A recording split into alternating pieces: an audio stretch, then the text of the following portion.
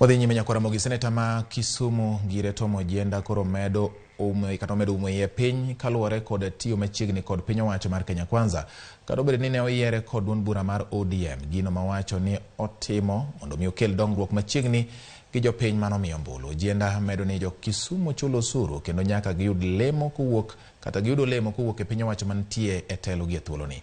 Owacho magi e seche mabende norango chenro mag gero apaya Makoru Junction Bible School mayudore e kar od bura ma Muhoroni, tich ma ochakore bang' romo mare kod jatend migawo mar apaya Kipchumba Murkomen.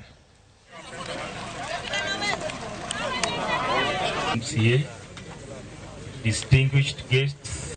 Endara mabro kawo garama mar $890,000 to sani eri tich gi sirkal mabro golo pesa nieri.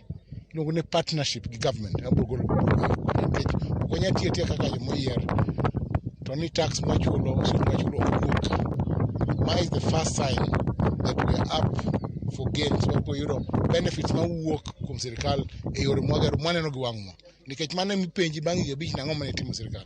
Wabro chungi koyo wacho ni ngarani ne wagero nu gi koyo gi komudho kendo wagero nu mondo kony ji Muhoroni kae. Yorni en yo ma sirkal ema gero. Pesa kaka ung'eyo ni pesa waduto wachulo osuru to dhi e sirkal. To ka unyalo duogi thuolo mayud pesa mutere sirkal chak duogo nu to wan Nyasaye erokamano. So yorni Professor Yuko mawuok kae manochake machielo mar Kera. Koro ochak wamake Ojienda malo kucho ma koro pesa bire maber. Wanyalo kwano ni biro gere on schedule. And kogere ubiro loko ngima maka.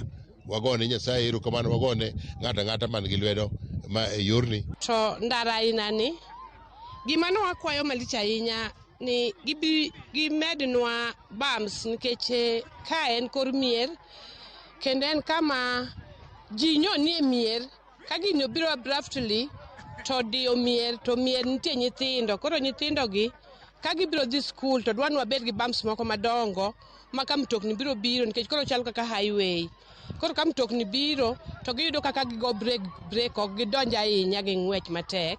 To wago erokamano ne tich ma jogi otiyo nikech koro ka gikelonwa project kendo kelonwa maendeleo to gitimonwa wach mogik ni gikelonwa street light. Ndarano will really improve accessibility even to our schools deep down in the reserves.